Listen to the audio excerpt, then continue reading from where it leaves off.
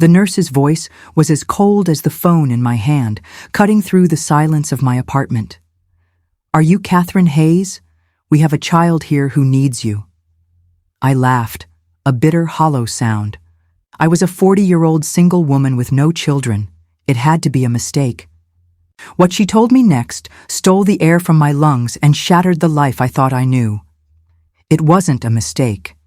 There was a child, my child, and his father, the one great love of my life, was in a coma, leaving me as the boy's last hope. My name is Catherine Hayes, and for 20 years I'd been building a life for myself, one meticulously planned step at a time. I had a successful career, a beautiful apartment in the city, and a calm, predictable routine. But that Thursday afternoon, a single phone call changed everything, proving that some of the most profound truths are found in the stories we never knew existed. My world was a perfectly ordered grid. I was a senior partner at a prestigious law firm in Boston, a position I'd worked tirelessly to achieve. My days were a blur of meetings, court filings, and late nights at the office, each one a testament to my dedication. I had no regrets about the life I'd chosen: the quiet apartment, the weekend dinners with friends, the occasional solo trip to Paris. This was my design, my victory. It was a life I had carved out for myself after a brief but intense college romance ended abruptly. His name was Michael. He was my opposite, a free spirit, a wanderer with a kind heart and a laugh that could fill a room. We were inseparable for 2 years, convinced we were soulmates, until a terrible argument about our future drove us apart. I was ambitious and career-focused. He wanted to travel and make a difference in the world, unburdened by corporate chains. We said things we couldn't take back, and just like that, he was gone, a painful, fading memory I had successfully buried. The call came as I was preparing for a client meeting. The number was unfamiliar, and the caller, a woman with a professional but sterile tone, introduced herself as a nurse from a hospital in rural Vermont. "I'm calling about a patient, Michael Thompson," she said. My heart skipped a beat, a phantom ache for a past I thought was long dead. "He's been in a serious car accident and is in a coma." A cold wave washed over me.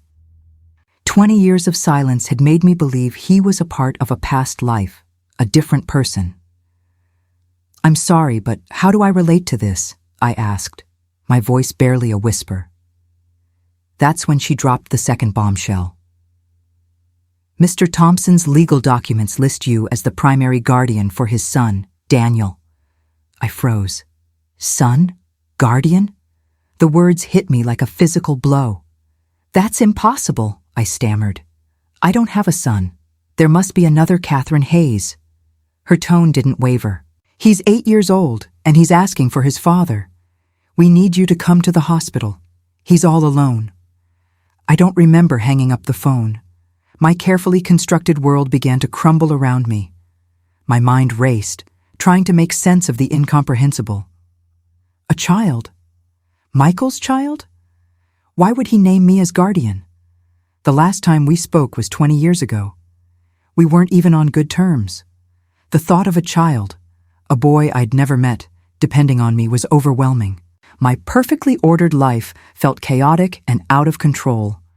My career, my independence, my very identity seemed to hang in the balance. I canceled my meetings, my body operating on autopilot as my mind reeled with the impossible revelation. The drive to Vermont was a silent, agonizing journey. The calm efficiency I prided myself on was gone, replaced by a storm of questions. Was he really his son? Was it a lie? A cruel prank? I kept repeating the same phrases in my head, a desperate attempt to grasp at some semblance of sanity. This couldn't be real. When I arrived at the hospital, the sterile scent of disinfectant filled the air, a harsh reminder of my new reality. The nurse from the phone, a kind-faced woman named Marie, led me down a quiet hallway to a small waiting room. "He's in a state of shock," she said gently. "He hasn't spoken a word since the accident." She gestured toward a small figure sitting alone in a chair, his face buried in his knees. It was a boy with a mop of unruly brown hair and shoulders that trembled with silent sobs.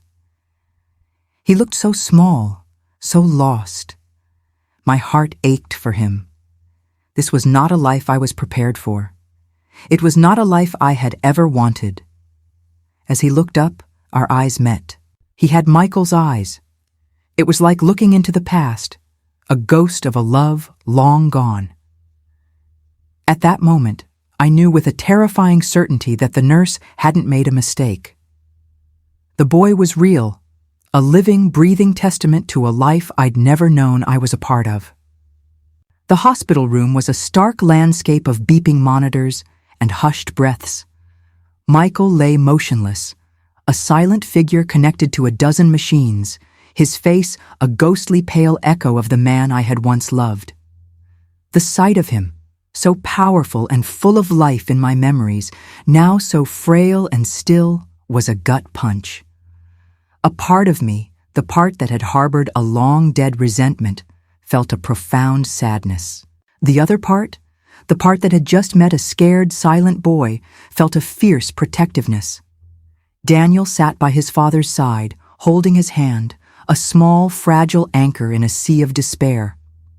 I sat on the other side, an unwanted ghost from the past, trying to make sense of the silent conversation between father and son. Marie explained that Daniel had been with his father at the time of the accident. Michael had swerved to avoid hitting a deer, and his car had careened off a winding country road, hitting a tree. The impact had thrown Daniel from the vehicle, but he was miraculously unharmed, a blessing that felt like a painful irony. In the days that followed, the hospital became my new home. I took a leave of absence from work, my carefully scheduled life now a distant, forgotten memory. My colleagues called, concerned, but I offered no explanation, unable to articulate the surreal reality of my situation. I spent my time in a quiet vigil, watching over both the man who was now a stranger to me and the boy who was more a stranger still. Daniel, still silent, would occasionally look at me with Michael's eyes, a silent question in their depths. I tried to talk to him, to coax a single word from his lips, but he remained a closed book. I learned that Michael and Daniel had lived a simple, wandering life. They traveled the country in a refurbished camper van, a life I had once scoffed at. But now, seeing the tattered maps and well-worn adventure books in Michael's belongings, I felt a pang of a life I could have had. This was the life he had chosen, a path of freedom I had so vehemently rejected, and now I was a part of it in the most profound way. One evening, while Daniel was asleep, I found a small, worn leather journal in Michael's belongings. It was a diary, not of his travels, but of his life with Daniel. I read it with a mix of guilt and fascination, my hands trembling as I turned the pages. The entries were a raw and beautiful testament to a father's love. He wrote of Daniel's first steps, his first words, the small, everyday joys of raising a child. Then I found an entry that was dated 8 years prior, shortly after our breakup. Michael wrote of a moment of clarity, a moment when he realized he had gotten a woman pregnant, a woman he had met briefly in a town he passed through after he left me. He wrote of his struggle with the news and how he had decided to keep the child and be the father he never had, but he still wrote of the regret of not getting to be a father with me. He wrote of his hope that he could raise the child and eventually track me down and tell me the truth about his life. The truth hit me like a sledgehammer. My heart ached, not just for the son I had unknowingly lost, but for the man who had loved me so deeply that he never stopped hoping that I would be in his life again. The final entries were a heartbreaking and beautiful revelation. Michael spoke of Daniel, of his fierce love for his son, and how he had written the legal documents years ago, naming me as Daniel's guardian if anything should ever happen to him. He trusted me, even after all this time. He believed that I was the one person who would love and protect Daniel as he had. He wrote that his greatest hope was for Daniel to find the love of a mother, and that he had a profound respect for the life I had built for myself, and he believed I would be a good mother. I looked at the boy sleeping soundly in the hospital chair, and my heart broke and mended at the same time. The missing piece of my life wasn't a promotion or a new apartment. It was a small sleeping boy with his father's eyes, a boy I had unknowingly been destined to meet, and now it was my turn to fill the missing piece of his life.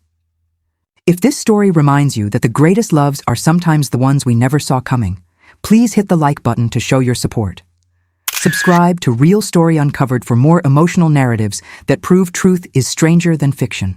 And tell us in the comments below, what city and country are you watching from? Let's build a global community based on the human experience.